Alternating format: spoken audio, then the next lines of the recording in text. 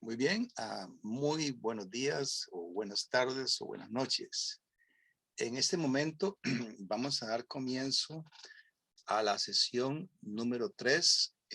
Esta vez la sesión va a ser sincrónica porque tenemos reunión el próximo sábado, Dios mediante, a las 11 de la mañana con el profesor Luis Pedraza. Pero estamos haciendo este video de apoyo previo a la sesión con el profesor Luis para que los estudiantes y las estudiantes del curso de evangelismo personal puedan entonces echarle una mirada previa al material. Esa es la idea. Así que vamos a estar comenzando con el título de la clase de hoy. Recordemos que estamos hablando de un curso que tiene por título Evangelismo Personal y estamos usando como material de apoyo, estamos usando un libro editado por John MacArthur y ese libro se llama La Evangelización. La Evangelización. Publicado por el Grupo Nelson de los Estados Unidos. Muy importante. Y explicamos que se trata de una adaptación que estamos haciendo de un capítulo de ese libro que tiene por título La evangelización como una persona, no como un plan. Esa es la idea. Así que les animo a que pongamos atención de qué se trata, cuál es el propósito de esta lección de hoy. Repito, la evangelización como una persona, no como un plan. Suena un poquito radical el título, ¿verdad? No es que esté diciendo que sea malo el plan, que no se deba usar un plan, sino que se debe dar énfasis a la presentación de una persona. Vamos a ver la diferencia entre hacer evangelización como una persona y hacer evangelización como un plan. Así que vamos a pasar a la próxima filmina. Y en la próxima filmina vamos a ver las características de una evangelización siguiendo un plan. Evangelización según un plan. Así que vamos primero a hacer un poquito de pausa para después entonces continuar. En relación con esta primera filmina que tiene por título la evangelización como un plan, lo que estamos diciendo es que estas son las características de este tipo de evangelización cuando se da énfasis al plan. En primer lugar, lo que se hace es presentar la salvación como un plan y no se presenta a la persona que es autor de esa salvación. Es decir, se le da más énfasis a las cosas que la persona tiene que hacer. Es decir, cuando nuestra presentación del evangelio suena más como una receta. Paso número 1, paso número 2, etcétera. Y suena también a veces como un esfuerzo por vender algo. La persona que está oyendo nuestra presentación, cuando estamos evangelizando, pareciera que estamos tratando de convencerla de que compre algo. Y también sucede cuando se presentan sistemáticamente los hechos y la respuesta al evangelio de forma tal vez fría, de forma robótica, y no se destacan o se destacan muy poco y se despliega muy poco en la propia vida los elementos que caracterizan la personalidad de Jesús. Es decir, no se logra presentar a Jesús como alguien digno de ser seguido. Y hacemos sentir al oyente como un trofeo que queremos llevarnos para nuestra congregación. Puede estar pasando eso, bueno, cuando la evangelización es como presentar un plan. Ahora, no significa que no deban presentarse los hechos esenciales, es decir, lo que llamamos doctrina o teología, la teología necesaria para comprender el tema de la redención, de la justificación, de la regeneración, etcétera. Ahora, otra característica es que se presentan principalmente los beneficios de la salvación, disminuyendo la importancia de la persona que es fuente de esos beneficios. Ese es cuando se evangeliza, cuando se hace evangelización presentando un plan. Eh, bueno, digamos, cuando se presenta el perdón de pecado, mira, cuando te conviertas, cuando tomes la decisión, tus pecados van a ser perdonados. O sea, no está mal, pero si se hace énfasis en esos beneficios, el hecho de que la persona va a recibir seguridad de ir al cielo, es un beneficio, claro que sí. Pero las personas pueden no tener interés en los beneficios y nos puede parecer extraño que no tengan interés cuando son beneficios tan excelentes y tan deseables.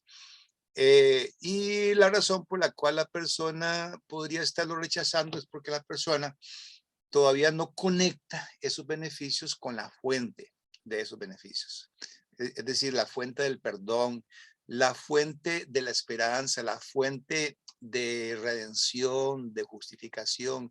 ¿Quién es esa persona? ¿Quién es ese ser que nos justificó? Y por lo tanto, para que la persona quiera recibir los beneficios, es necesario entonces que nosotros pongamos a Jesús en el centro del escenario de nuestra presentación, porque la persona necesita conocer a la persona de Cristo, nuestro oyente necesita conocer a la persona de Cristo para que pueda tener interés después en los beneficios. Ahora, otra característica de la evangelización como un plan es que se presenta o se privilegia la presentación de un estilo de vida sano. Y tal vez no se privilegia tanto a la persona cuya presencia en la vida de una persona motiva a vivir un estilo de vida sano. Claro, cuando Jesús está presente en la vida de una persona, su estilo de vida va a ser sano. Se va a cuidar de no contaminarse con nada que sea autodestructivo. Sin embargo, evangelizar no debe centrarse en el estilo de vida. Para ser un verdadero hijo de Dios, tienes que vivir una vida así, así o así. Es decir, es muy difícil que una persona se motive a ese estilo de vida sano si Jesús primero no está presente en la persona, en el corazón de la persona.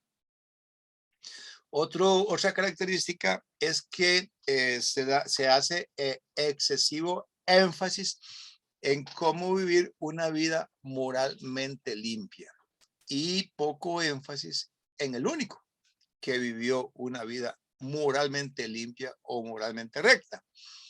Y eso de vivir una vida moralmente limpia es deseable y la persona moralmente recta ciertamente, sin ninguna duda, obtiene muchas ventajas en esta vida. Le conviene a uno vivir una vida moralmente, pero, pero evangelizar no consiste en convencer a la persona de que vive una vida moralmente limpia.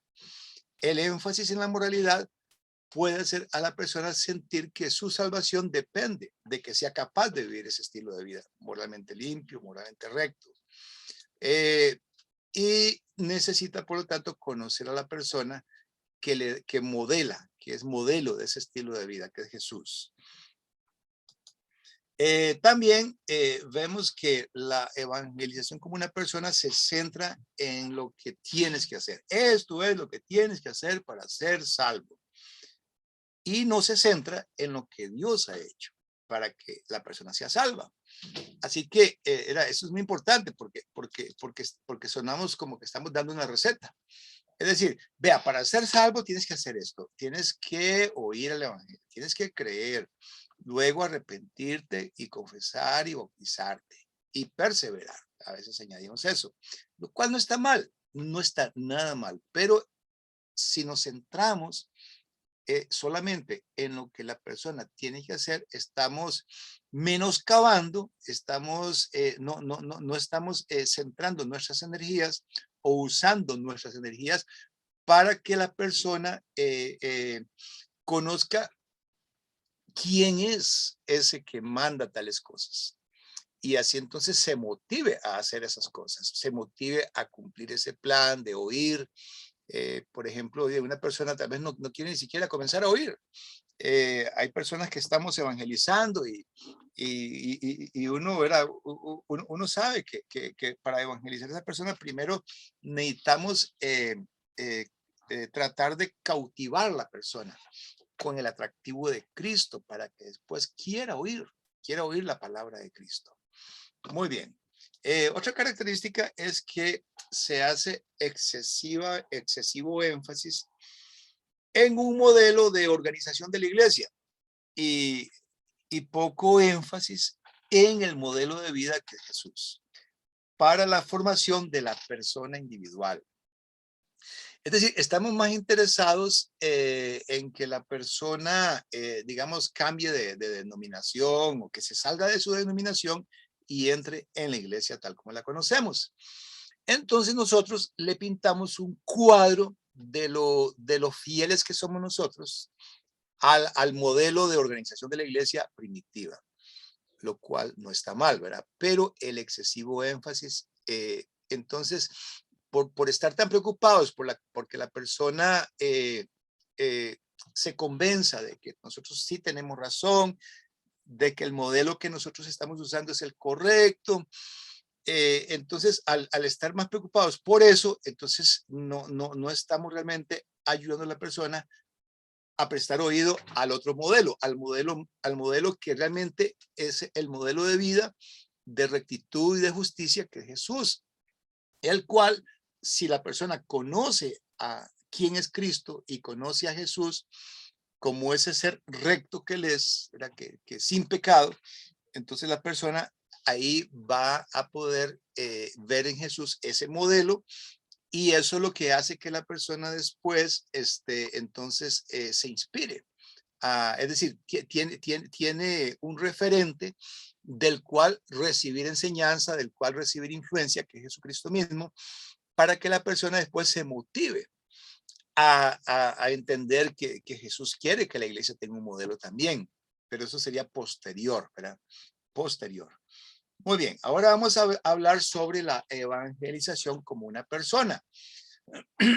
Primera característica, esta es la evangelización deseada, la que queremos privilegiar, o sea, la que tiene que ver con presentar a Jesús como alguien a quien conocer. Esta evangelización como una persona se fundamenta en el testimonio de aquellos que conocieron directamente a Jesús. De modo que el conocimiento que tuvieron ellos de él también lo podamos tener nosotros y nuestros oyentes. En primera de Juan, capítulo 1, versículos 1 al 4, es muy interesante lo que dice, porque allí ahí escribe Juan, dice de todo lo que nosotros vimos con nuestros ojos, lo que nosotros oímos con nuestros oídos y lo que nosotros tocamos con nuestras manos eh, eh, en relación con el verbo de vida, dice, eso es lo que os anunciamos. Dice, y dice, porque eso que hemos visto y oído, eso es lo que anunciamos para que también vosotros tengáis comunión con nosotros. Y nuestra comunión verdaderamente es con el Padre y con su Hijo Jesucristo. Estas cosas os escribimos para que vuestro gozo sea cumplido. De modo que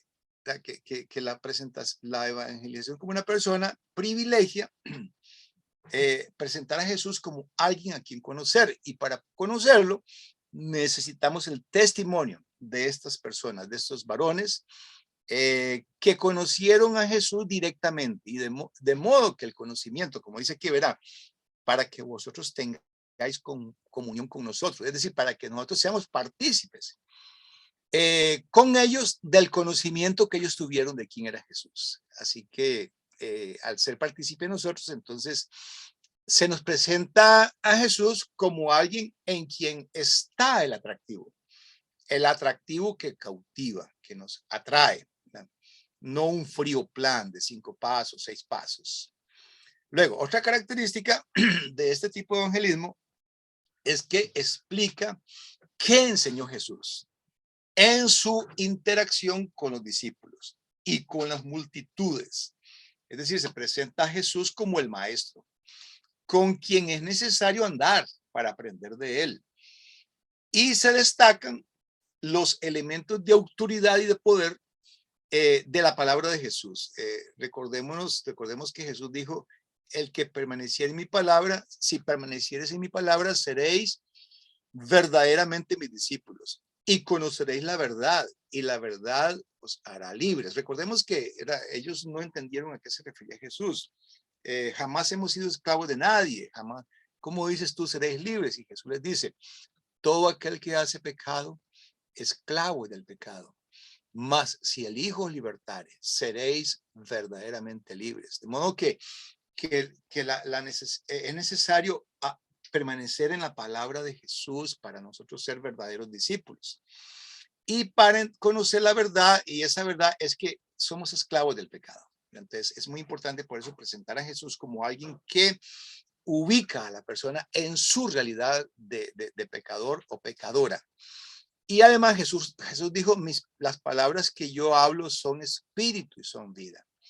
Recordemos aquel pasaje donde Jesús terminó de predicar el Sermón del Monte y dice que se admiraron de su doctrina y de la autoridad con la cual enseñaba. Siguiendo con las características de este tipo de evangelización, diremos que destaca la identidad del Verbo de Dios que es Jesús. Presenta la divinidad de Jesús, su condición de hijo de Dios, presenta sus aseveraciones como dador de vida, que levanta del sepulcro a los muertos, por ejemplo. Presenta a Jesús como pan para el hambriento, como luz para el ciego, agua para el sediento, purificación para el impuro o contaminado, libertad para el esclavo y vestido para el desnudo. Y también liberación para el oprimido. De modo que estamos hablando de esa característica de Jesús que tiene que ver con su condición de verbo de Dios. Él es el verbo de Dios que se hizo carne. Muy bien, vamos a hablar un poquito más de eso más adelante. Otra característica es que este tipo de evangelización como persona, como una persona, busca una respuesta relacional.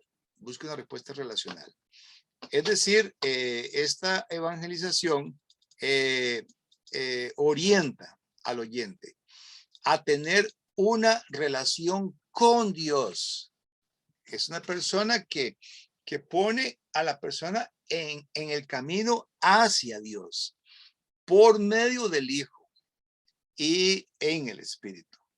Es decir, no se reduce al simple cumplimiento de ciertos requisitos para ser salvo. Y en este proceso se acompaña al oyente en su búsqueda de una conexión con Jesús para que entre en contacto personalmente con Jesús. Y una vez que esto sucede, Dios mismo lo añade a la iglesia, porque no nos toca a nosotros añadirlo a la iglesia. Es Dios quien lo añade. Así que lo que vamos a hacer ahora es, a partir de este momento, vamos a hacer un examen cuidadoso de las escrituras para orientar nuestros esfuerzos de evangelismo personal. Vamos a hacer un examen cuidadoso de las escrituras y para que nosotros podamos entonces darle dirección a nuestros esfuerzos de evangelismo personal. En este momento haremos una pequeña pausa.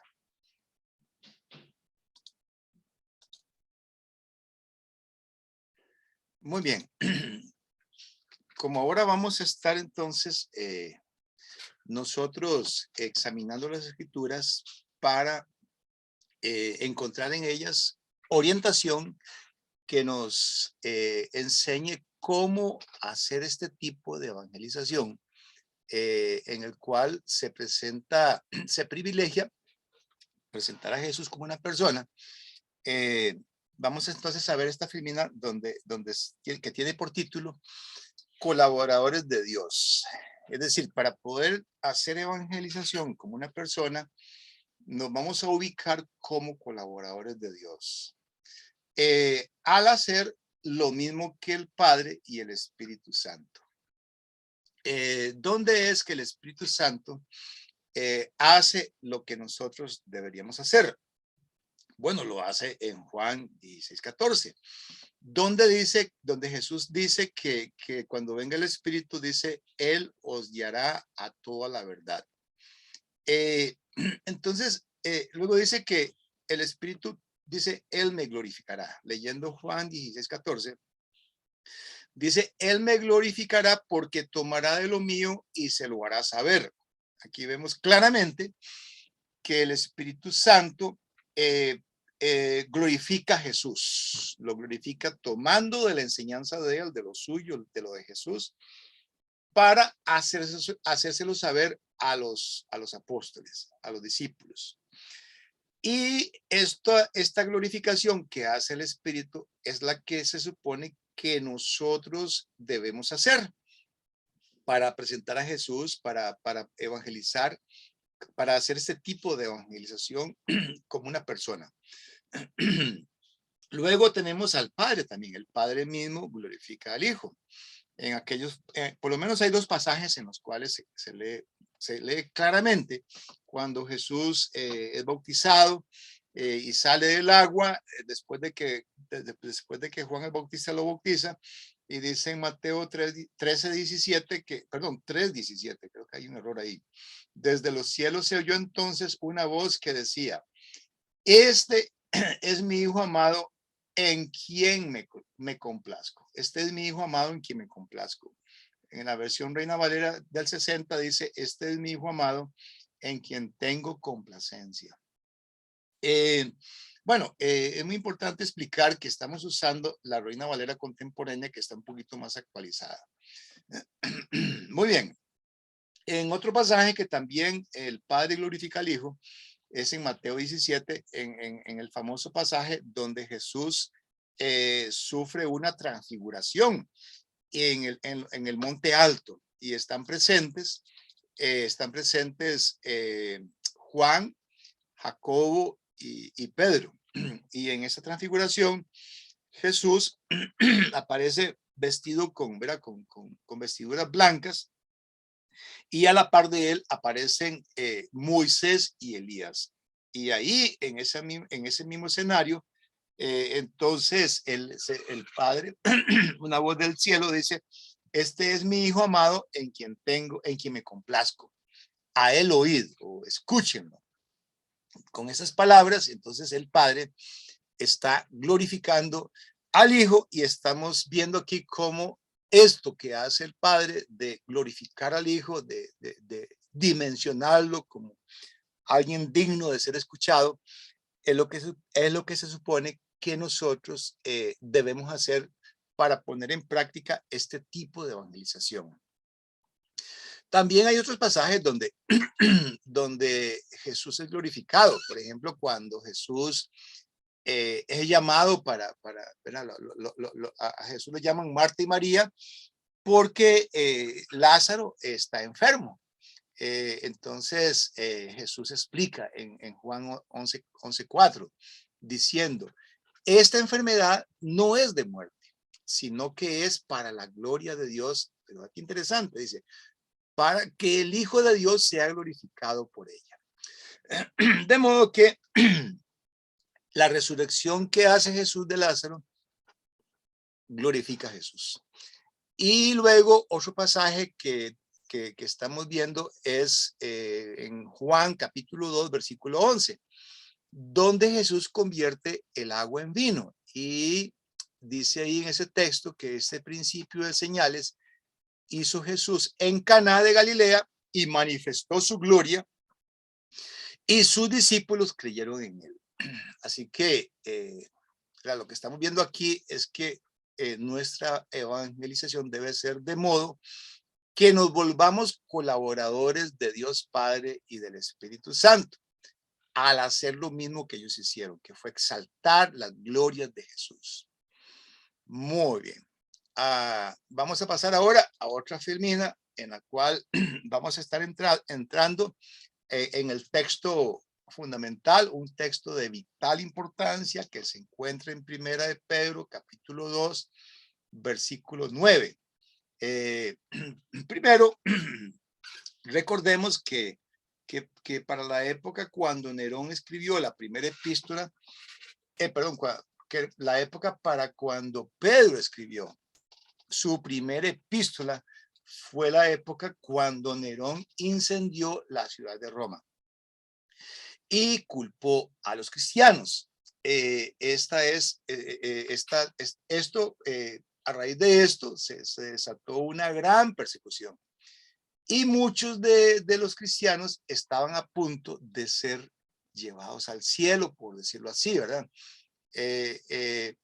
Así que vamos a estar viendo, ¿verdad? Cómo en ese contexto el apóstol Pedro serenamente les recuerda a ellos, a los cristianos que están siendo objeto de esa persecución, les recuerda la gran salvación que ellos han recibido y también el propósito para el cual ellos son estas cosas: linaje escogido, real sacerdocio, nación santa y pueblo adquirido por Dios. Muy bien, vamos a leer entonces el pasaje de Primera de Pedro 2:9.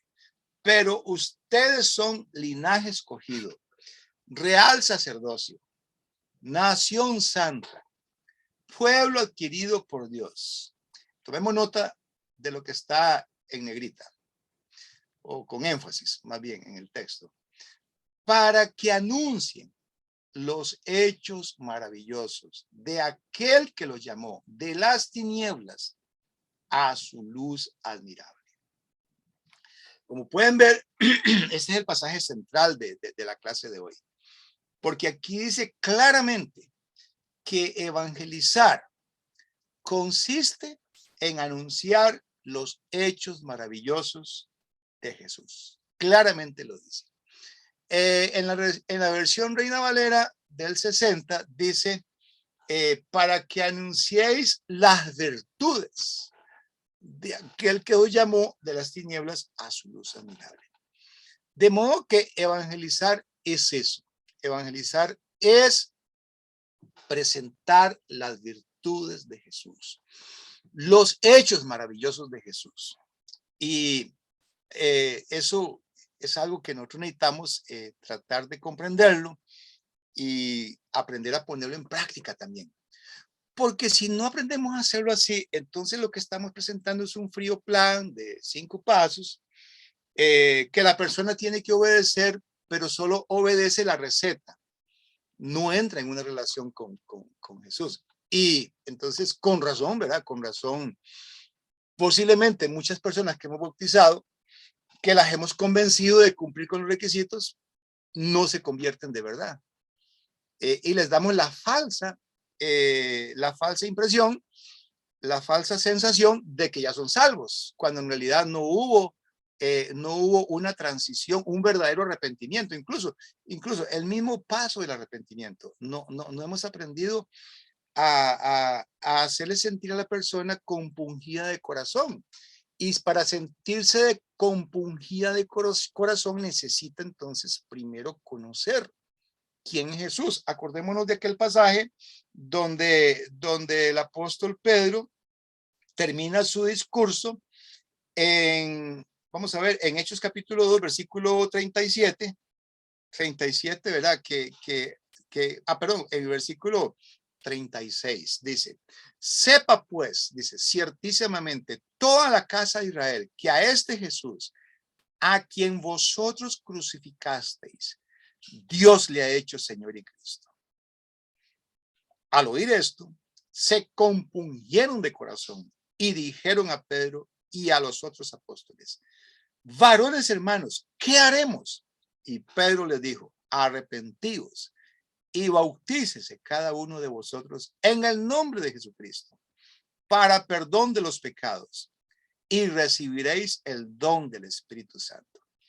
Notemos aquí que cuando Pedro termina el discurso, ya él tiene largo rato de estar hablando de las virtudes de Jesús, de los hechos maravillosos de Jesús. Ya tiene largo rato de estar presentando a Jesús, evangelizando, haciendo evangelización como una persona. Y no es sino al final, después que Pedro declara a Jesús Señor y Cristo, ahí es cuando entonces ellos se compungen de corazón y preguntan qué deben hacer. Nosotros, el evangelizar como un plan, nos precipitamos a ir directo al plan. Es decir, esa es la tendencia. No digo que todo lo hacemos, ¿verdad? Pero muchas veces creemos que que evangelizar es lograr que la persona se convenza de que eso es lo que tiene que hacer, sin haberle presentado primero las virtudes del que nos llamó de las tinieblas a su luz admirable, que es Jesús, que fue lo que hizo Pedro aquí. Así que podemos ver qué importante que es esto, ¿verdad? Vamos entonces a ver la primera virtud. Por lo menos hay algunas virtudes que Pedro enumera ahí en la primera epístola, en el capítulo, 1 Pedro, perdón, vamos a comenzar primero explicando que Pedro más adelante, en el capítulo 3, escribe estas palabras cuando él le dice a los, a los receptores de la epístola, les dice, dichosos ustedes si sufren por causa de la justicia. Así que no les tengan miedo, está hablando de los perseguidores, ¿verdad? No les tengan miedo ni se asusten. No les tengan miedo a los perseguidores ni se asusten. Al contrario, dice, honren en su corazón a Cristo de las virtudes como Señor. Es decir, eso tiene que estar bien sembrado en el corazón para no tener miedo y no asustarnos. Y así estar, dice, preparados, listos para defenderse con mansedumbre y respeto ante aquellos que les pidan explicarles la esperanza que hay en ustedes. Muy bien, ahora sí vamos a entrar a la primera virtud. Y la primera virtud se puede decir que es esta, que Jesús es la principal piedra del ángulo. Vamos a leer el texto, ¿verdad? 1 Pedro 2, versículos 6 y 7.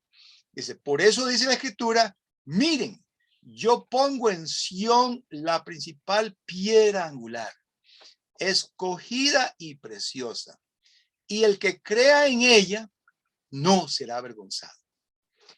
Para ustedes los que creen, Él es de gran valor, pero para los que no creen, la piedra que desecharon los edificadores ha llegado a ser la piedra angular. Note usted en el dibujo una piedra de color rojo. Voy a ver si puedo hacerle aquí señalamiento. Vamos a ver aquí. Ajá. Bueno, vamos a dejarlo por el momento porque está un poquito más complicado lo que yo creo. Aquí está el lapicito. El lapicito. Muy bien. Entonces, aquí puede ver usted que esta piedra que está en la cúspide del ángulo de este arco romano, esta piedra es la que funciona como lugar de apoyo contra la fuerza de la gravedad en la cúspide del ángulo que forman las demás piedras. Si esta piedra se colocaba inadecuadamente, la estructura entera colapsaría. Y Pedro usó esto, ¿verdad? Usó esto de la piedra angular como un cuadro de la proclamación del evangelio, mostrando que la manera como los cristianos necesitan vivir o deben vivir requiere que Jesucristo sea su piedra angular. Y esa es la primera virtud que las personas que estamos evangelizando necesitan conocer, o por lo menos esa es una de las virtudes, no la primera. Es decir, la persona necesita entender que su nueva vida en Cristo se va a apoyar en esa piedra y que por eso va a poder tener éxito, va a poder estar firme porque no va a colapsar, no va a caer, porque la piedra que es Jesús impide que caiga. Y viviendo de este modo, una persona es como las demás piedras del arco, la persona llega a ser entonces eternamente estable. Es decir, una persona que está firme sobre la roca, que no se mueve de su lugar porque está perfectamente ajustada en ese lugar por la piedra angular. Así que evangelizar equivale a anunciar esta verdad de la piedra angular que es Jesús. Próxima virtud. Próxima virtud. Vamos a pasar aquí entonces. Ajá. Jesús, piedra viva. Más adelante, en esa lectura que hacemos de 1 Pedro 2, dice, acérquense a él, a la piedra viva. Y ahí sigue leyendo, ¿verdad? Que los hombres desecharon, pero que para Dios es una piedra escogida y preciosa. Y ustedes también, como piedras vivas, sean edificados como casa espiritual y sacerdocio santo para ofrecer sacrificios espirituales que Dios acepte por medio de Jesucristo. Muy bien. ¿Qué estamos viendo aquí? Estamos viendo aquí que Jesús, además de ser piedra angular, que ya la estamos viendo aquí en este otro dibujo, aquí mismo la piedra angular, ¿la ven? Y estas otras piedras nos representan a nosotros. Pueden ver aquí que estamos siendo sostenidos por él para no colapsar.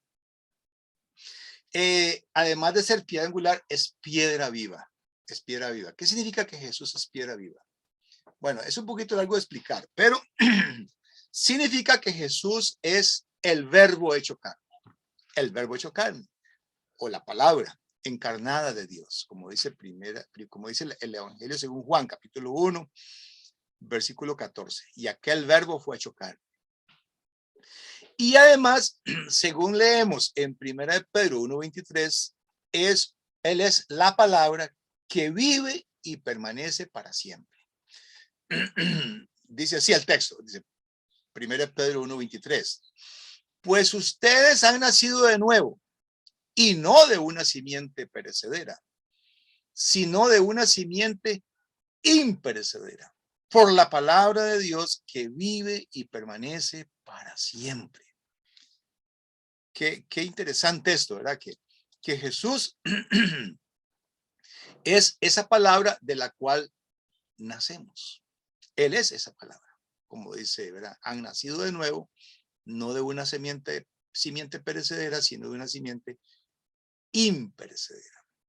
Entonces, ¿por qué? Porque Jesús mismo es el autor y la sustancia de las escrituras. Jesús es el objeto de la revelación de las escrituras. Vamos a leer sobre esta idea en Lucas capítulo 24, versículos 26 y 27, donde Jesús les dice a los dos varones que iban en dirección a Emaús y él se les acerca y como no lo reconocen, entonces Jesús les dice, ¿acaso no era necesario que el Cristo padeciera de estas cosas antes de entrar en su gloria? Y partiendo de Moisés, o sea, lo que escribió Moisés, y siguiendo por todos los profetas, comenzó a explicarles todos los pasajes de las escrituras que hablaban de él. Así que en este pasaje podemos ver cómo Jesús mismo establece que las escrituras hablan de él, las escrituras antiguas, las anteriores a las del Nuevo Testamento. Y Pedro, en aquel pasaje que leímos, vio a Jesús como el blanco también al cual apuntan las escrituras. Y fue por esa razón que lo presentó como el objeto, era como la meta, como el premio, el atractivo, como la fuente, como el deseo y la fortaleza de la fe. Estamos hablando de la fe que hunde sus raíces en las escrituras para que por medio de lo que está en las escrituras se reciba testimonio de quién es Jesús. Testimonio de quién es Jesús para que sus virtudes como piedra viva nos ayude a nosotros a también tener vida, a ser piedra viva nosotros como él es piedra viva. Y es muy probable que la virtud de Jesús como piedra viva a Pedro le haya traído recuerdos agridulces. Recordemos que Jesús le cambió el nombre de Simón al nombre de Pedro, o sea, piedrita. Y eso fue después que Pedro recibió la revelación de que Jesús era el Cristo, el Hijo de Dios. Muy bien, vamos ahora a pasar a otra virtud de Jesús, que es piedra desechada. Esta virtud también es importante. No suena como una virtud, pero sí lo es. Ahora vamos a ver por qué. Piedra rechazada. Y está en 1 Pedro capítulo 2, versículos 7 y 8. Dice, para ustedes los que creen, Él es de gran valor. Pero para los que no creen, ¿qué es? La piedra que desecharon los edificadores ha llegado a ser la piedra angular, otra vez la idea de piedra angular, y también una piedra de tropiezo y una roca que hace tropezar, porque al ser desobedientes, ellos tropiezan en la palabra para lo cual estaban ya destinados, para ese tropiezo. Es decir, eso es una virtud de Jesús. Jesús no solamente es piedra de gran valor, preciosa, para nosotros, sino que también es piedra que sirve de tropiezo para el cual ya están destinados las personas que lo rechazan. Esto de piedra desechada, que es Jesús, lo encontramos en Isaías 8:14. Ya estaba ahí profetizado en el Antiguo Testamento y también en Salmos 118, 22 y 23. Sí, aquí Pedro lo que está haciendo es explicando cómo las escrituras antiguas hablan de Jesús. En Salmo 118, 22 y 23 dice, la piedra que los constructores rechazaron ha llegado a ser la piedra angular. Esto viene de parte del Señor y al verlo nuestros ojos se quedan maravillados. Así que estamos viendo aquí en estos pasajes cómo Jesús es antiguamente ya se predetermina como piedra desechada, piedra de tropiezo. Y Pedro mismo testifica en Hechos capítulo 4, versículo 11, diciendo, este Jesús es la piedra que ustedes, los edificadores, rechazaron y que no obstante ha llegado a ser la piedra angular. Y es que sí, es cierto. Jesús sufrió rechazo durante todo su ministerio. Y este rechazo culminó con el hecho de ser crucificado. Y cuando Pedro escribió la epístola, este rechazo persistía. Y aún hoy es evidente cómo la sociedad actual rechaza a Jesús, rechaza a esta piedra angular. Por ejemplo, hoy no es políticamente correcto decir que Jesús es el único camino, la única verdad y la única vida. Ya no es políticamente correcto decir que Él es el único camino por el cual todo mundo viene al Padre. ¿Se acuerdan aquellas palabras que nadie viene al Padre sino por mí? Dijo Jesús. Predicar eso ya no es políticamente correcto porque, según algunos, hay que ser tolerantes de los otros caminos, ¿verdad? Como Buda, como, qué sé yo, Mahoma o Alá, o todas estas, ¿verdad? Personas que también se consideran profetas al nivel de Jesús. Incluso hay predicadores que evitan referirse al tema de Jesús como el único camino.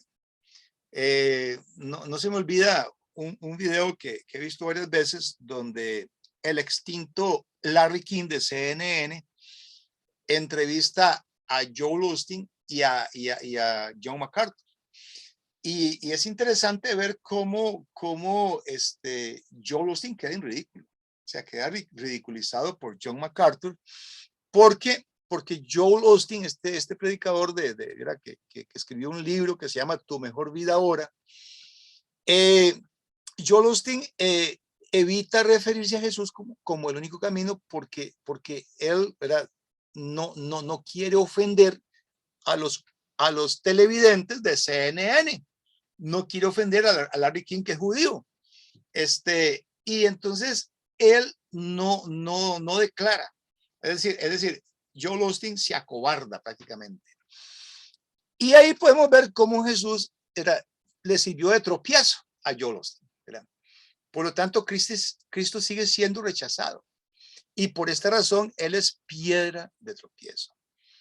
Presentar a Jesús como persona, evangelizar, presentando a Jesús como la persona central del mensaje, consiste en confrontar a las personas con las virtudes de Cristo.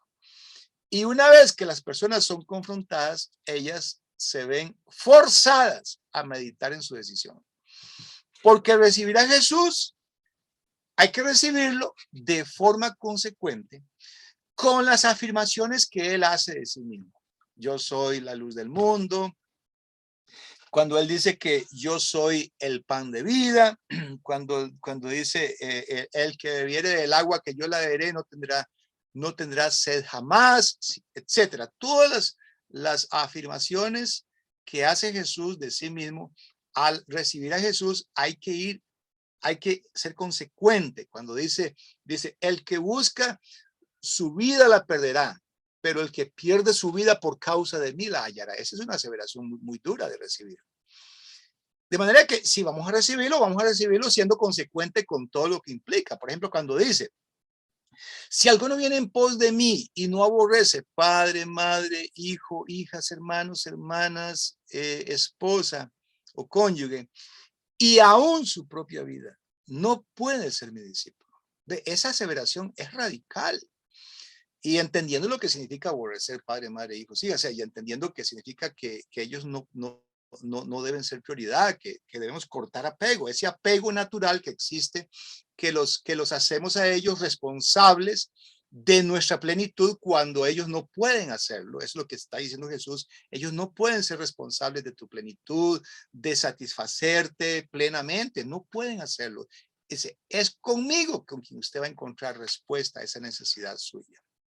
Entonces, ser consecuente con todas estas afirmaciones que hace Jesús de sí mismo, al recibirlo, estamos siendo consecuentes, ¿verdad? Al recibirlo.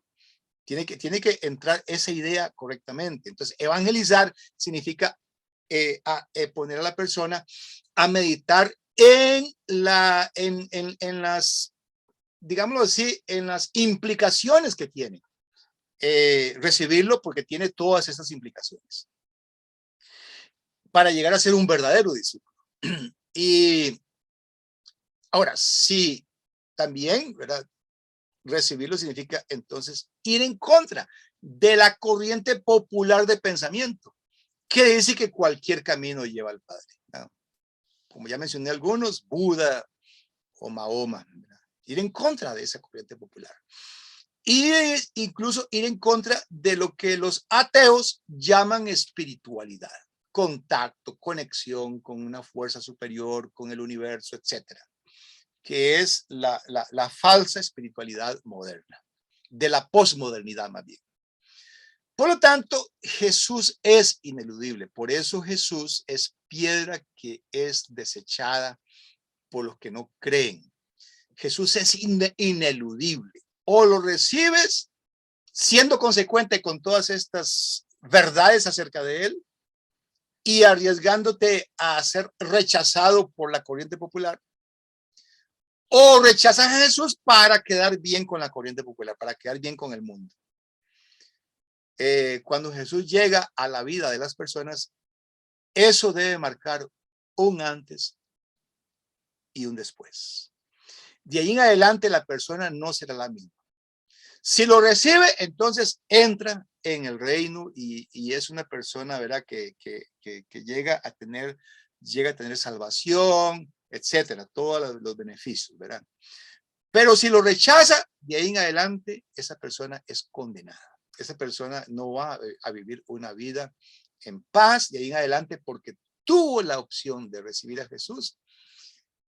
Se le presentó correctamente, se le habló de sus afirmaciones y no quiso recibirlo porque esta persona fue consecuente.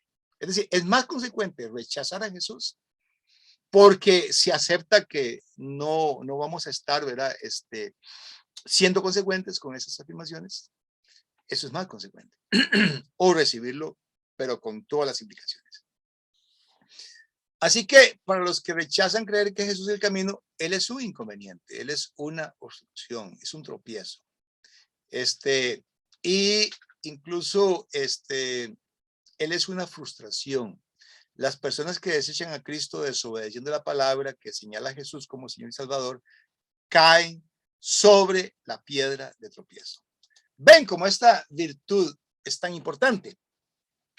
Muy bien, ahora vamos a ver otra virtud, donde Jesús es presentado como piedra escogida y preciosa. Por eso dice la Escritura, miren, yo pongo en Sión la principal piedra angular escogida y preciosa. Ya leímos este pasaje, pero vamos a ahora centrarnos en esta otra virtud de Jesús como piedra escogida y preciosa. Y el que cree en ella no será avergonzado. Para ustedes, los que creen, Él es de gran valor.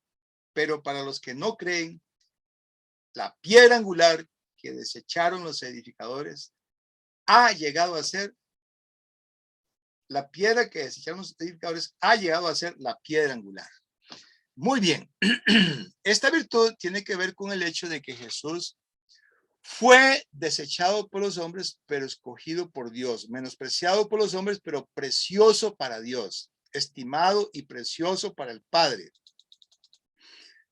Paradójicamente, más amado por Dios que cualquier pecador salvado. Y que fue por los pecadores que Dios sacrificó a su Hijo para la redención de ellos. Algo que jamás podremos comprender. Pedro nos invita a reconocer a Jesús como precioso y apreciarlo, porque nuestra fe en Él no nos decepcionará.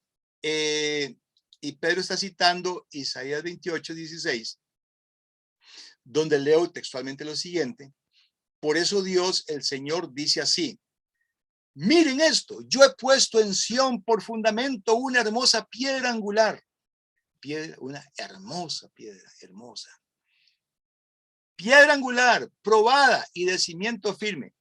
Quien se apoya en ella no se tambaleará.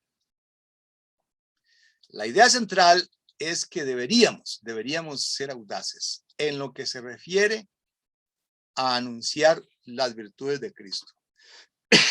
No hay motivo para titubeo alguno, ni para dudar, ni ahora ni en el futuro, porque al apoyarnos en la piedra escogida y preciosa, esa hermosa piedra angular que es Jesús, jamás seremos avergonzados, sino que estaremos firmes, sin tambalearnos, como dice el texto de Isaías 28. Isaías 28, versículo 16.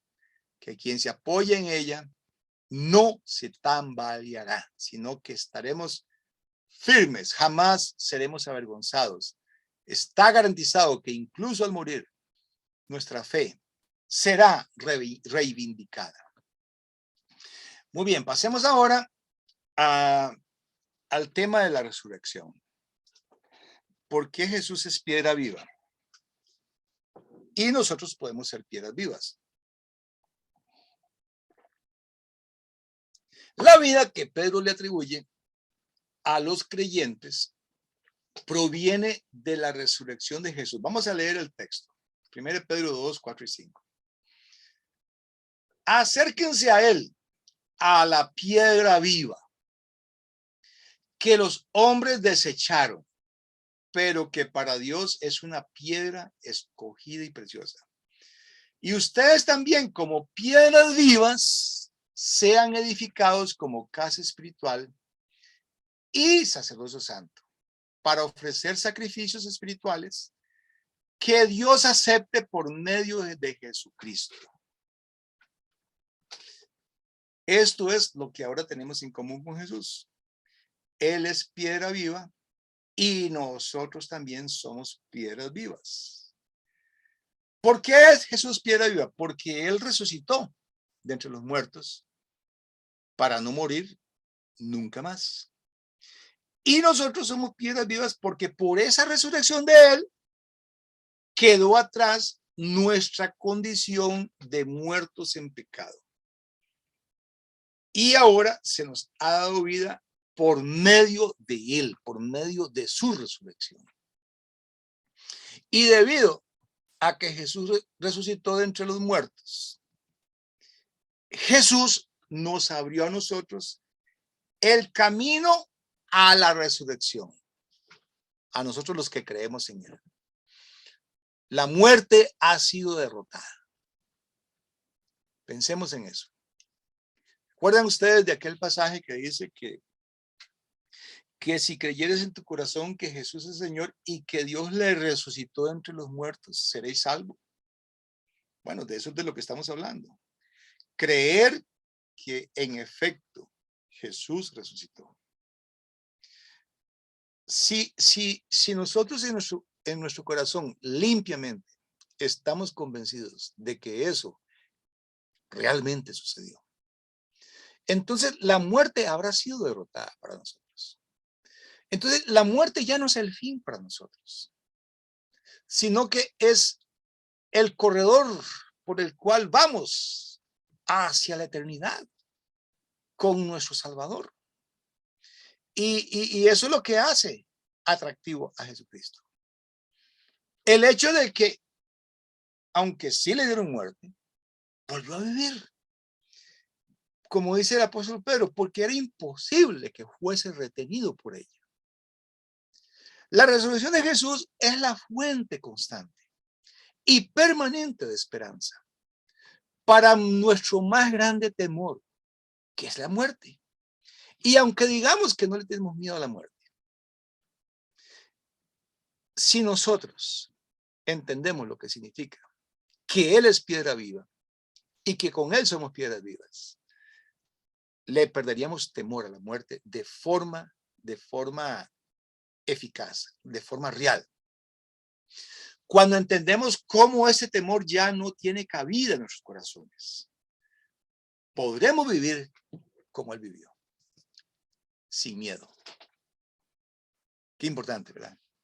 Qué importante, qué interesante. ¿Cómo nos compunge esto? El hecho de que Jesús es nuestra resurrección cambia todo. Cambia nuestros valores, cambia nuestras decisiones, nuestras metas, nuestras relaciones, nuestros propósitos.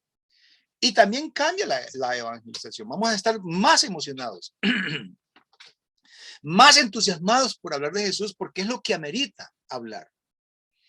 Y hablaremos más de lo que Jesús es, para que entonces la persona se inspire a hacer lo que Jesús manda, que es creer y bautizarse y todo eso.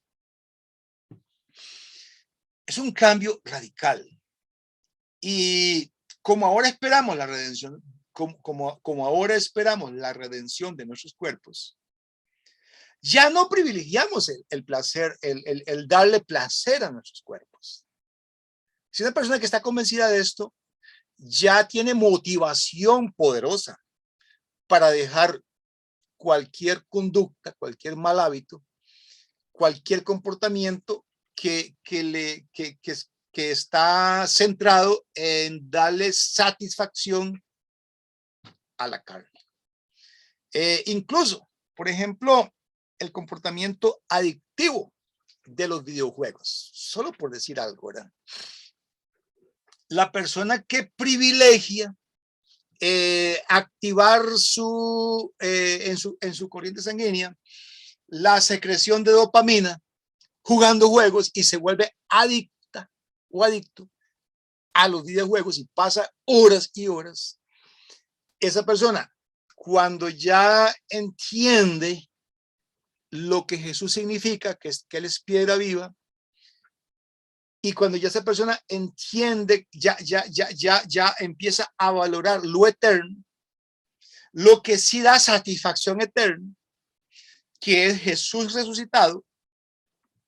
Entonces, esa persona empieza a motivarse, ya empieza a tener una razón una virtud de Jesús. Y va entonces a comparar el gozo eterno, empieza a cuestionarse el gozo fugaz, temporal de los videojuegos, y empieza a ver a Jesús como alguien de quien se puede recibir algo más hermoso, más significativo que la dopamina que genera, ¿verdad? Que el placer que generan esos videojuegos o las redes sociales o lo que sea que nos vuelva adictos.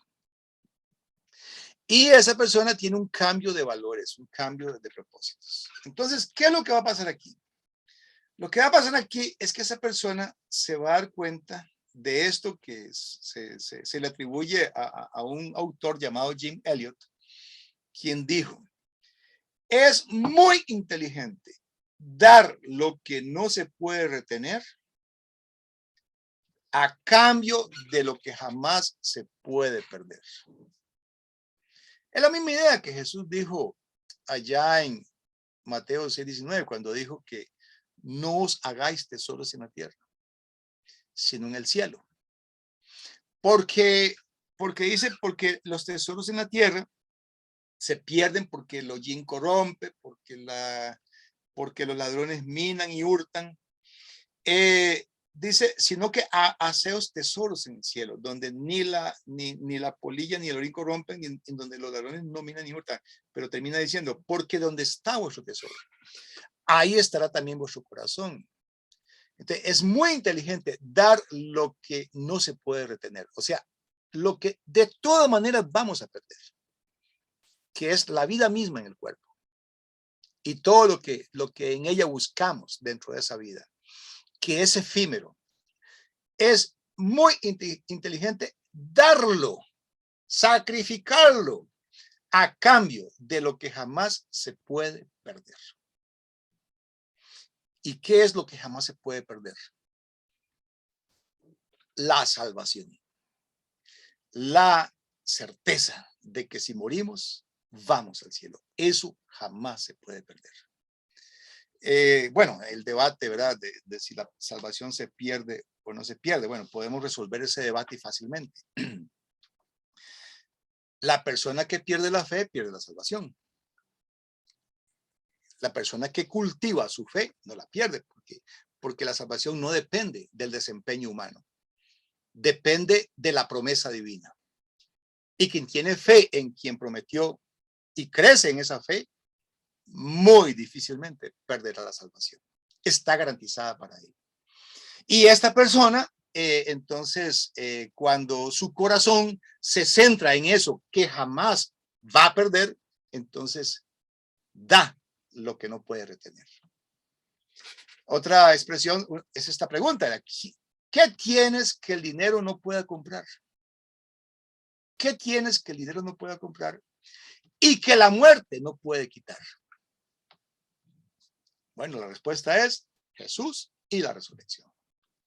Muy bien, espero que estemos entendiendo qué significan las virtudes de aquel que nos llamó de las tinieblas a su luz admirable. Pasemos ahora a otra meditación sobre Jesús siendo nuestra resurrección. Y vamos a leer un escenario en el cual el escenario de nuestra fe, ¿cuál sería el escenario de nuestra fe si Cristo no hubiera resucitado? En 1 Corintios capítulo 15, versículos 14 al 19, esto es lo que leemos. Y si Cristo no resucitó, nuestra predicación no tiene sentido. En la Reina Valera del 60 dice, nuestra predicación sería vana, y nuestra fe también sería vana. Pero aquí dice, y tampoco tiene sentido la fe de ustedes. Entonces resultaríamos testigos falsos de Dios. ¿Qué escenario más interesante? Pablo lo pone para que hagamos contraste. Seríamos testigos falsos de Dios por haber testificado que Dios resucitó a Cristo, lo cual no habría sucedido si es que en verdad los muertos no resucitan. Porque si los muertos no resucitan, tampoco Cristo resucitó. Y si Cristo no resucitó, la fe de ustedes no tiene sentido. Y ustedes todavía estarían en sus pecados. En tal caso, también los que murieron en Cristo están perdidos. Si nuestra esperanza en Cristo fuera únicamente para esta vida, seríamos los más desdichados de todos los hombres. O sea, aquí lo que está haciendo Pablo es dimensionando correctamente lo que significa la posibilidad de que Jesús no hubiera resucitado. Pero es una posibilidad falsa, ¿verdad? Porque sí resucitó. Dice que si nuestra esperanza en Cristo fuera únicamente para esta vida, como curiosamente, es la esperanza en Cristo de mucha gente. Mucha gente que dice tener esperanza en Cristo es únicamente para esta vida.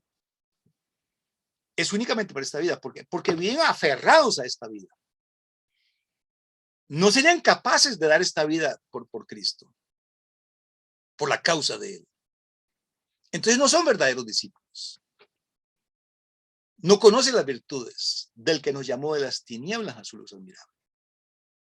Por eso es importante que nosotros meditemos bien en el escenario de este escenario que presenta el apóstol Pablo en 1 Corintios 15 del 14 al 19, que es un escenario falso, ¿verdad? De lo que podría pasar si Cristo no hubiera resucitado. Pero dice más adelante en el capítulo 15, versículo 20 al 22, que el hecho es que Cristo ha resucitado de entre los muertos, como primicias de los que murieron, porque así como la muerte vino por medio de un solo hombre, también por medio de un solo hombre vino la resurrección de los muertos.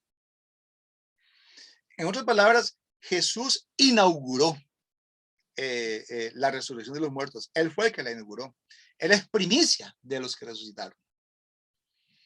Pues así como en Adán todos murieron, también en Cristo todos serán vivificados. Aquí tenemos testimonio de que Jesús resucitó.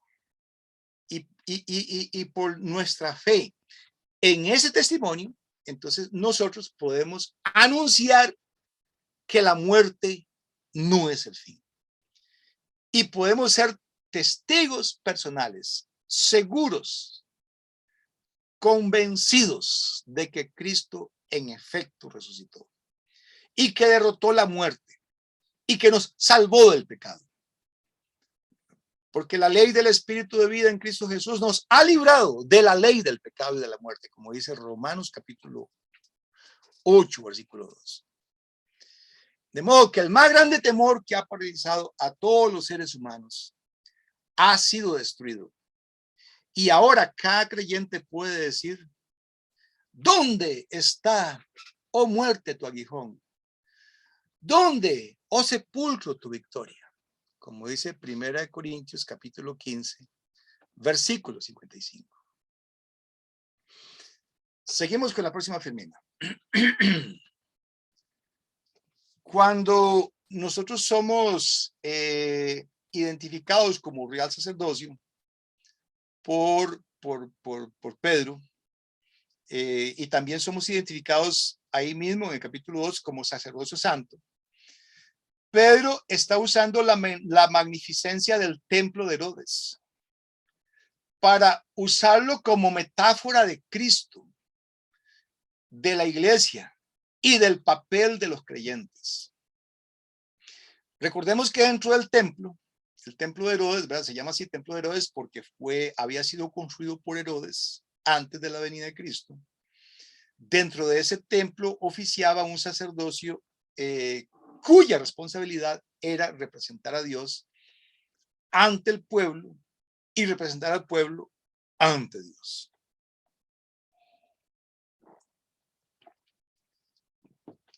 Perdón.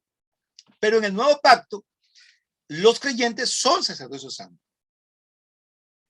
Entonces, ahora ya no es aquel sacerdocio el que oficiaba dentro de aquel templo, sino que ahora el sacerdocio santo son los creyentes, son los seguidores verdaderos de Jesús. Y en el nuevo pacto también somos templo de Dios, como dice en 1 Corintios 3, y somos templo en los cuales mora el Espíritu Santo, como dice 1 Corintios 6. De modo, viendo el cuadro, vemos unas personas dentro de un bus, donde sea que nos encontremos. Somos un lugar donde se adora a Dios. Eso es lo que somos nosotros. Un lugar donde se adora a Dios. Una persona convertida de esta manera, para quien Jesús, sus virtudes se le han anunciado y las ha comprendido y está admirado esas virtudes, es una persona que donde sea que se encuentre, esa misma persona es un lugar donde se adora a Dios. Vamos a hacer una pequeña pausa.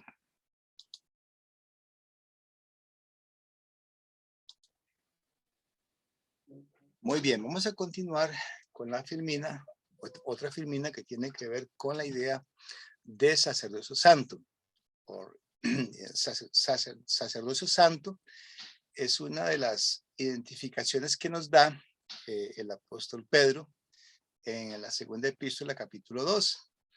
Eso significa que nuestra actividad espiritual diaria es, como dice el 1 Pedro 2:5, es que nosotros ofrezcamos sacrificios espirituales que Dios acepte por medio de Jesucristo. Esta idea es un poco difícil de manejar para nosotros porque nosotros todavía no hemos entendido, tal vez, o nos ha costado entender el propósito central para el cual fuimos creados y hechos por Dios. Es para darle gloria. Y darle gloria es algo que se hace también mentalmente, se hace también en el corazón, se hace en los pensamientos y en las emociones también. Se nos pide ofrecer sacrificio espiritual que Dios acepte por medio de Jesucristo. Es decir, pensamientos que sean de gloria para Él, de alabanza para Él, de reconocimiento de su grandeza, de su poder, de su gloria, de todos esos atributos del Dios que si nos damos a la tarea de meditar en ellos y conocerlos, producirían en nosotros una actitud de reverencia permanente y nos motivaría enormemente a dejar cualquier conducta pecaminosa o cualquier pensamiento pecaminoso. De hecho, se espera de nosotros que, como dice Romanos 12:1, que presentemos nuestros cuerpos que nos presentemos nosotros mismos, más bien, nosotros mismos como sacrificio vivo, santo y agradable a Dios, que es vuestro culto racional, dice. O sea, lo más lógico, lo más racional que se puede hacer es eso, por las misericordias de Dios, como dice Romanos 12:1, por la misericordia, o sea, motivado por eso, por ese conocimiento que tenemos de Él, por medio de Jesucristo, de ser un Dios misericordioso que nos ha justificado por el sacrificio de Él.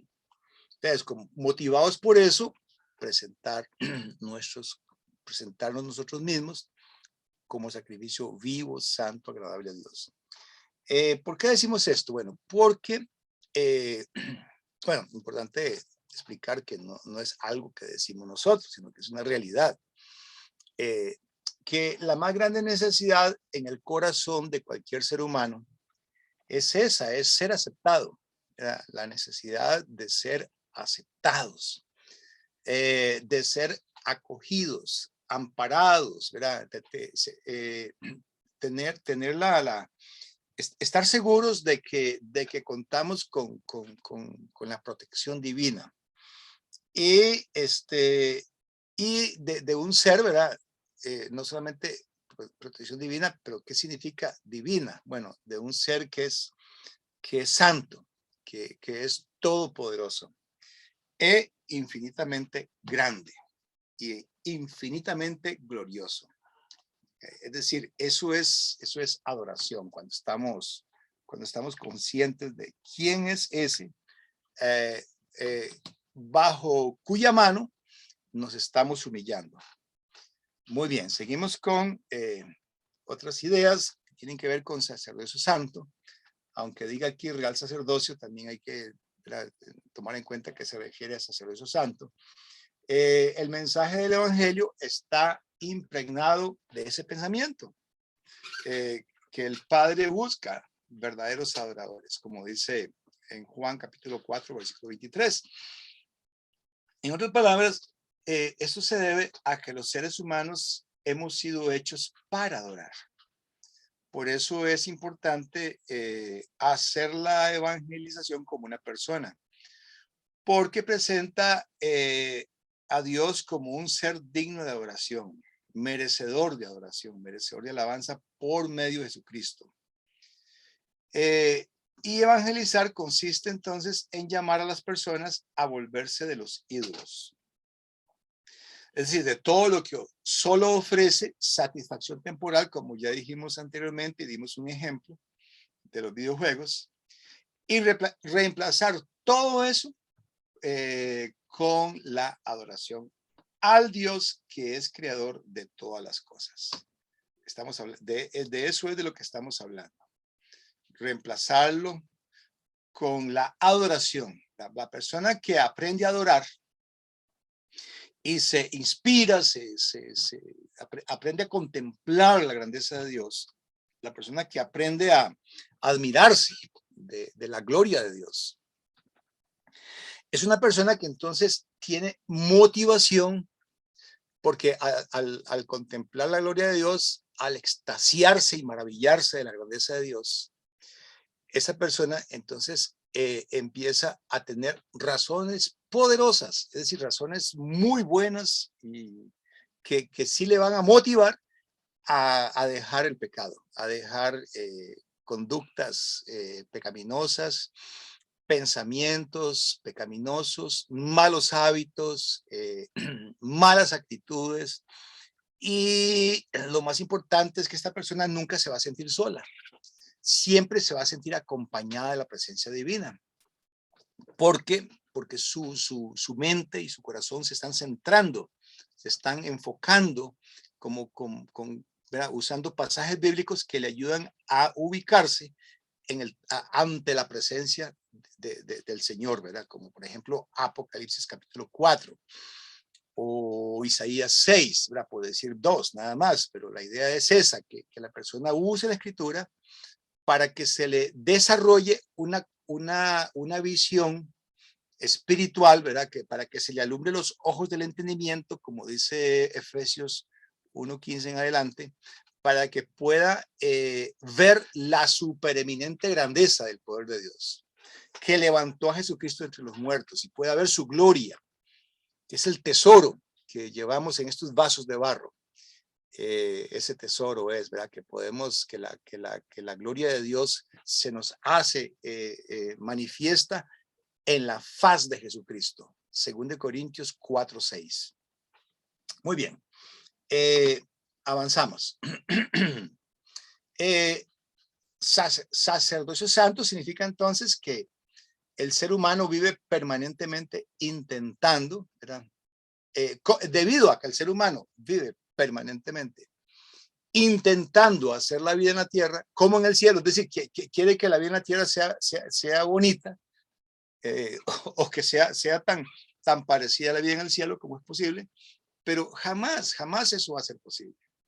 No hay dinero, no hay posesiones, no hay relaciones, no hay cosas, no hay nada, no hay placer, ni que haga posible eso en la tierra. Cualquiera de esas cosas sería un ídolo, ¿verdad? Entonces, la idea es que la persona haga una transición a Cristo, porque Cristo es el único cuyas virtudes anunciamos, ¿verdad? Y es el único que puede darnos entrada al reino de Dios, al reino de los cielos, y esta es una experiencia, una vivencia mientras estamos en este cuerpo. O sea, mientras estamos en el cuerpo podemos nosotros ya tener la vivencia de que somos súbditos del reino, porque el reino ya vino, el reino de Dios ya está establecido. Y la iglesia es la expresión visible de ese reino. en la medida que la iglesia sea un buen testimonio, ¿verdad? Por supuesto, porque hay iglesias que no pueden calificar como expresión visible del reino de Dios, porque tal vez son iglesias donde hay muchos problemas y no pareciera que están teniendo paz, ni hay fruto de amor, ni de gozo, etcétera. Muy bien, ahora sí, vamos a pasar a la próxima filmina, que tiene que ver con otra de las identificaciones que nos da Pedro en la primera epístola, capítulo 2, versículo 9, donde nos habla de que somos linaje escogido. Esto tiene que ver con la adopción como hijos.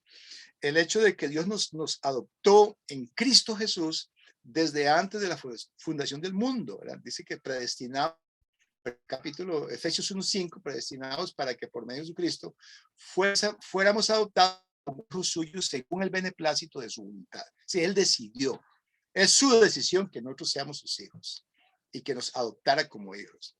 Luego en Juan 1:12 dice que todos los que recibieron la palabra, a los que creen en su nombre, les dio la potestad de ser hechos hijos de Dios. Es decir, esta expresión linaje escogido se basa en eso, en el hecho de que Dios escoge, Dios decide, Dios da la potestad de que seamos sus hijos, de que seamos linaje, descendencia escogida de él.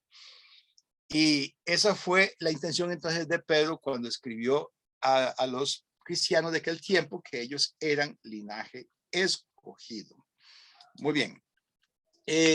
También linaje escogido nos ayuda a entender que este es un lenguaje que Pedro usó y que nos transporta al tiempo en que Dios hizo un pacto con Israel, llamando a los israelitas, su pueblo, del pacto, si continuamente le obedecían. Es decir, linaje escogido por eso, porque él, ¿verdad?, los escoge a ellos, él los elige a ellos. Y recordemos que la elección no es porque ellos fueran una nación importante. La elección no es porque ellos lo merecieran, es porque Dios quiso. Es su decisión. O sea, no había razones en ellos para elegirlos. Las razones para elegirlos están en el corazón de Dios. Él decidió, según el beneplácito de su voluntad, y lo mismo pasa con nosotros. En Éxodo 19:5, por lo tanto, leemos esta palabra que dice: si ahora ustedes prestan oído a mi voz y cumplen mi pacto, serán mi tesoro especial por encima de todos los pueblos, porque toda la tierra me pertenece.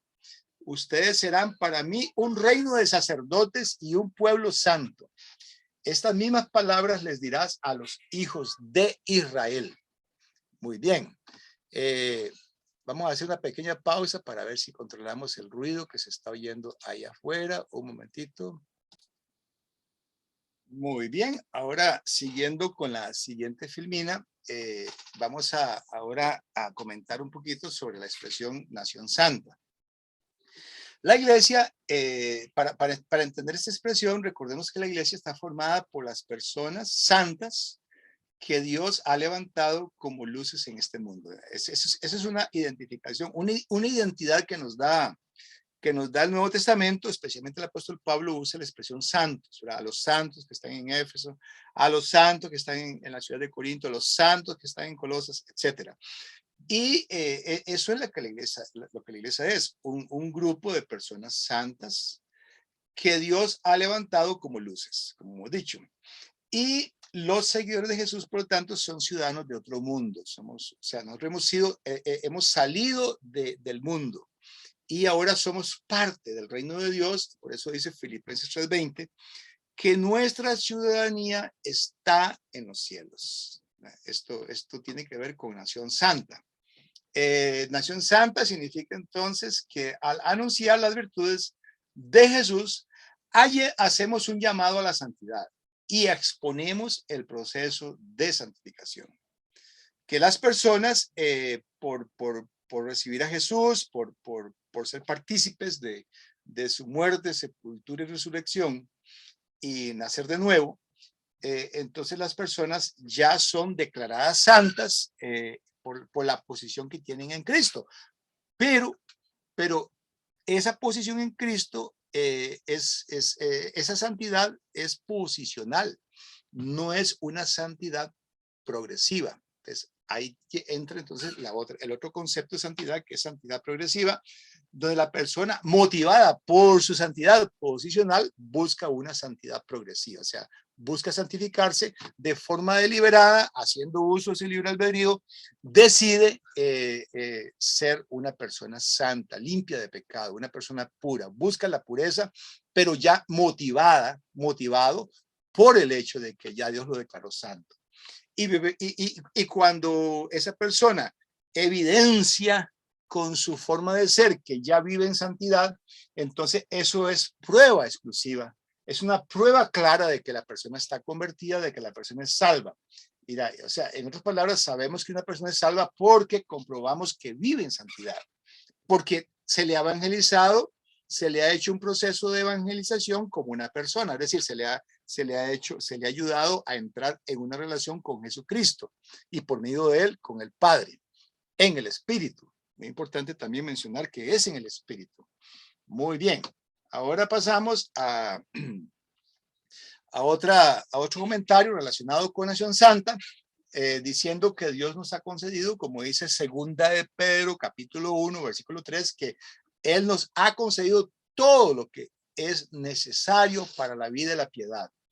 Eso que Dios nos ha concedido, entonces nos permite vivir una vida santa. Y una vida santa es la clase de vida que le nace vivir a una persona que le pertenece a Dios, que ya le pertenece a Dios. Como primera de Pedro, capítulo 2, versículo 9, dice, en la que somos pertenencia. Él es el dueño de nosotros. Somos propiedad de Él. Así que eso, cuando eso está ya internalizado, la persona se motiva a vivir una vida santa y eso se convierte entonces en evidencia. Vamos ahora a hablar un poquito de la expresión pueblo adquirido por Dios. Recuerde que estamos hablando de evangelización como una persona. ¿Cómo evangelizar? Dándole énfasis a la persona que presentamos, que es Cristo Jesús, más que al plan, ¿verdad? Bueno, tenemos aquí esta expresión que usa el apóstol Pedro, que la toma del Antiguo Testamento, pueblo adquirido por Dios. Esa identidad de pueblo adquirido por Dios es muy importante tener convicción de que la tenemos. En Oseas 2:23, Pedro toma esto del Antiguo Testamento, lo toma aparentemente de Oseas 2, capítulo 2, versículo 23, donde un juego de palabras que hay usando nombres de unas mujeres, una que era amada y otra que era rechazada, pero traducido ya al español actual, leemos esto: te daré la tierra y serás solamente para mí, y te diré, no eras mi pueblo, pero ahora ya lo eres. Tú por tu parte me dirás, y tú eres mi Dios. Qué interesante esto. Es decir, esta idea de que somos pueblo de Dios y que Él es Dios de nosotros, es la que necesitamos usar correctamente para hacer evangelización como una persona. La persona necesita entender que Dios le está llamando a pertenecer al pueblo de Él y que haga de Él el Dios suyo, ¿verdad? Eso es muy importante. Y en Hebreos 11:16 está, ¿verdad? Está la expresión, ¿verdad? Que Dios no se avergüenza de ser llamado Dios de ellos. Dios no se avergüenza, ¿verdad? Porque es algo que ya está en la identidad nuestra.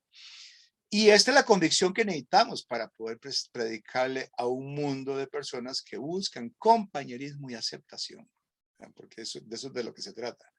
No del simple cumplimiento de unos actos, unos requisitos, sino que a la persona se le desarrolle esa sensación, esa convicción de que goza de compañerismo, goza de aceptación. Por eso la iglesia es muy importante que aprenda a darle acogida a las personas que se están integrando, que las haga sentir que son parte, que ya pertenecen, para que poco a poco vayan motivándose a una conducta que refleje esa pertenencia. Pero nosotros no somos quienes para discriminar a nadie. En la iglesia necesitamos portarnos de una manera que realmente permita a la persona sentirse que está bien recibida, que le amamos, incluso aún si no es convertida la persona, aún si no ha tomado la decisión. No hay que poner en evidencia eso, ¿verdad? eso se pone en evidencia en la conversación que hagamos en privado con él o con ella, cuando estudiemos la palabra, pero no en público, jamás en público. Las iglesias cometen el error de decir, bueno, solo pueden participar los bautizados. Y cuando dicen eso, obvio que se pone en evidencia los que no son bautizados. Y eso genera un rechazo, un sentimiento de que no son parte. Entonces ya se les está discriminando. Ese es un error que se comete. Porque si vamos a evangelizar, realmente hacer un proceso de evangelización con una persona, ese tipo de conductas tiene que desaparecer. Ya no vamos a andar metiéndole a la gente ideas de rechazo, que son aceptados por nosotros. En privado se le puede ayudar a comprender cómo puede ser aceptado por Dios, qué es lo que necesita entender para tomar decisiones para que se sienta aceptado por Dios. Muy bien. Pasemos ahora a la idea de vasos de misericordia, porque también es una de las ideas que el apóstol Pedro presenta en esa primera epístola. Y es cuando él empieza su epístola bendiciendo a Dios por su misericordia. Cuando dice así en 1 Pedro 1:3, perdón, bendito sea el Dios y Padre de nuestro Señor Jesucristo, que por su gran misericordia y mediante la resurrección de Jesucristo nos ha hecho nacer de nuevo a una esperanza viva. Esta idea de misericordia es muy importante porque significa que vamos a evangelizar, ¿verdad? Hacer evangelización como una persona significa que entonces hay que ilustrarle a nuestro oyente, a nuestro estudiante de la Biblia, vamos a ilustrarle la misericordia de ese, de quien estamos hablando, la misericordia de Dios, para que pueda entrar en una relación con Dios, entender que es por su misericordia, por la misericordia de Dios, que la puede tener, la puede vivir. Y explicamos ahora entonces que la misericordia es lo opuesto de la gracia. La gracia nos da la salvación que no merecemos, y la misericordia evita darnos el castigo que sí merecemos. Es muy importante entender cómo se complementa la una con la otra. Muy bien, pasamos ahora a la filmina, ¿verdad?, siguiente sobre vasos de misericordia, explicando que esta misericordia no se detiene en el momento de la decisión, sino que se continúa manifestando a todo lo largo de nuestra vida. Y eso es lo que leemos en Hebreos 4:16, cuando dice que nos acerquemos confiadamente. Es que interesante la palabra que usa, confiadamente, al trono de la gracia para alcanzar misericordia y hallar gracia para cuando necesitemos ayuda. Aquí está hablando de un cultivo constante, de una relación con Dios, que significa acercarnos a Él con confianza, porque de parte de Él hay gracia, por parte de Él hay misericordia. Entonces ahí llegamos a alcanzar misericordia en el sentido de que nos hacemos conscientes de que no estamos recibiendo el castigo que merecemos. Y la gracia la hallamos cuando somos conscientes de que estamos recibiendo algo que no merecemos. Ese cultivo de la relación con Dios, acercándonos a Él por la sangre de Jesucristo, que nos abrió, que nos dio libertad para entrar en el lugar santísimo. Entonces podemos estar entrando al lugar santísimo y estar, por decirlo así, cara a cara con Dios, alcanzando misericordia y hallando gracia para el oportuno socorro. Muy bien. Seguimos ahora con otro comentario relacionado con vasos de misericordia. La persona que entrega su vida a Cristo y que por esta razón conoce la misericordia de Dios, sufre un cambio radical, porque ahora se da cuenta que ya no es más hijo de ira, ahora es hijo de Dios, ahora es hijo de Dios. Ese cambio de identidad le ayuda entonces a motivarse. Y el propósito para vivir cambia también, porque ya no vive para su ego, ahora vive para el Señor. Es decir, la persona se libera de su ego. Alguien dice por ahí que el peor enemigo nuestro es uno mismo. El peor enemigo mío soy yo mismo. Bueno, ¿por qué? Porque tengo un ego, porque tengo vanidad, porque tengo deseos de los ojos, deseos de la carne, porque quiero atención, porque quiero aceptación, porque quiero que me den importancia. Pongo posteo cosas en las redes sociales y inmediatamente estoy ansioso esperando que me den likes, que me den, ¿verdad?, me gusta y que me hagan comentarios a lo que dije. Todo eso es señal de que todavía hay un ego que no ha muerto, un ego que queremos alimentar. Pero cuando nosotros entramos en esta, ¿verdad?, en esta comprensión de lo que significa la misericordia de Dios, entonces cambia, eso cambia. Ya no vivimos desesperados porque se nos dé atención, ya nosotros como que descansamos del mismo ego, hallamos reposo de nosotros mismos. Y curiosamente, la gente que nos rodea también haya reposo, es decir, descansan de nosotros, por decirlo así, porque ahora vamos a vivir para el Señor. Ya no vamos a vivir para nosotros mismos, ahora vivimos para el Señor, como dice 2 Corintios capítulo 5, recordemos, era 2 Corintios capítulo 5, voy a buscarlo aquí en la escritura, 2 Corintios capítulo 5, vamos a leer el versículo 14 en adelante, que dice que porque el amor de Cristo nos constriñe, pensando esto, que si uno murió por todos, luego todos murieron, y por todos murió para que los que viven, de aquí interesante lo que dice, ya no vivan para sí, sino para aquel que murió y resucitó por ellos. De manera que nosotros de aquí en adelante a nadie conocemos según la carne. Y aun si a Cristo conocimos según la carne, ya no lo conocemos así. De modo que si alguno está en Cristo, nueva criatura es. Las cosas viejas pasaron y todas son hechas nuevas. Y todo esto proviene de Dios, que nos reconcilió consigo mismo por su misericordia, por Cristo. Muy bien. Entonces, ese cambio permite que la persona se sienta arrebatada de las garras del pecado y de Satanás para ser colocado en el reino de paz y de luz y de justicia de Jesús. Por eso es tan importante que nosotros hagamos evangelización como una persona, no tanto como un plan.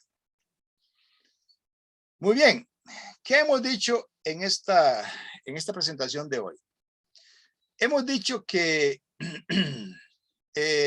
nosotros necesitamos aprender a hacer evangelización como una persona, tal como el apóstol Pablo lo escribe en Colosenses 1:28. Dice, nosotros anunciamos a Cristo. Y también en 1 Corintios también dice, nosotros predicamos a Cristo. Y a Cristo crucificado, dice también. Y amonestamos y enseñamos a todo el mundo en toda sabiduría a fin de presentar perfecta en Cristo Jesús a toda la humanidad. Entonces, Cristo es en quien la persona se puede perfeccionar. Un simple cumplimiento de un plan por sí solo no lo hace posible. La persona necesita que se le enseñe acerca de quién es Cristo. Anunciarle a Cristo mismo, anunciársele a Cristo mismo. Otro pasaje sería Gálatas capítulo 4, versículo 19, donde dice, donde el apóstol Pablo escribe así, les dice, hijitos míos, dice, por quienes vuelvo a sufrir dolores de parto, hasta que Cristo sea formado en vosotros. ¿Ven? Es que interesante, es decir, la idea no es que la persona sepa qué tiene que hacer. La idea no es tanto que la persona sepa qué es bueno y qué es malo. No. La idea es que la persona tenga a Cristo formado dentro de ella. Esa es la idea. Y como Cristo se ha formado en su corazón, esta persona ya sabe lo que es bueno y lo que es malo. Como dice Hebreos 8, ya su ley, la ley de Dios ya habrá sido escrita en el corazón de la persona. Entonces le nace cumplirla. Le nace cumplirla. Es decir, no necesita reglas, no necesita ley para cumplirla. Ya no hay que darle receta acerca de lo que es bueno y lo que es malo. Para concluir, lo que estamos diciendo es que evangelización con una persona se fundamenta en el testimonio de aquellos que conocieron directamente a Jesús, de modo que el conocimiento que tuvieron ellos de él también lo podamos tener nosotros y nuestros oyentes, como ya leímos en primera de Juan, capítulo 1, versículo 1 al 4. Y que esta forma de evangelizar presenta a Jesús como el maestro con quien es necesario andar para aprender de él. Y se destacan los elementos de autoridad y de poder de su palabra. De modo que al conocerla se conoce la verdad que nos hace libres. Y se permanece en su palabra, sus palabras que son espíritu y son vida. Y se presenta la divinidad de Cristo. Todo esto ya lo hemos dicho, ya lo hemos explicado. Vamos a ir terminando. Entonces, explicando que lo que hemos hecho es contrastar evangelización como un plan versus evangelización como una persona. Hemos presentado, hemos tratado de entender que esta clase tiene que ver con aprender a presentar el atractivo, que sea el atractivo de Cristo el que cautive a las personas. Y después no será ningún problema presentarles el plan. Es decir, que nuestras exposiciones no se trate tanto de qué hablar, sino que se trate más bien de quién es que hablamos. Esa es la idea. Y hemos visto cómo el apóstol Pedro nos ha ayudado con aquel pasaje de 1 Pedro capítulo 2 versículo 9, donde dice que somos esto y esto, nación santa, real sacerdocio, pueblo adquirido por Dios, linaje escogido, para anunciar las virtudes de aquel. Entonces, evangelizar se trata de hacer eso, anunciar las virtudes, proclamar sus virtudes, sus excelencias, sus hechos maravillosos, como dice la Reina Valera contemporánea. Muchas gracias por su atención y terminamos con una oración. Me acompaña, por favor, en oración. Bendito Dios, te damos la gloria y la honra en nuestras cabezas, en nuestros pensamientos. Damos cabida a esa idea de tu grandeza, de tu gloria, de tu santidad y las virtudes de Cristo Jesús como piedra viva, como piedra angular, piedra escogida y preciosa, piedra desechada. Damos cabida en nuestros pensamientos y en nuestros corazones al hecho de que tú eres verdaderamente el creador, de quien nosotros dependemos, de quien nuestro aliento depende. Y la palpitación del corazón depende también, porque estamos vivos en este cuerpo para un propósito que tú nos has dado en esta vida. Pero también estamos conscientes de que en algún momento nos habrás de llevar fuera del cuerpo a tu presencia, para estar delante de ti, Señor, eternamente y para siempre. Gracias por esta lección que hemos recibido hoy, para entender la importancia de darle énfasis a la evangelización como una persona. Gracias porque hemos aprendido y hemos orado en el nombre de Cristo Jesús. Amén. Que Dios los bendiga, hermanos. Gracias por haberme acompañado. Vamos a despedirnos aquí. Hasta pronto.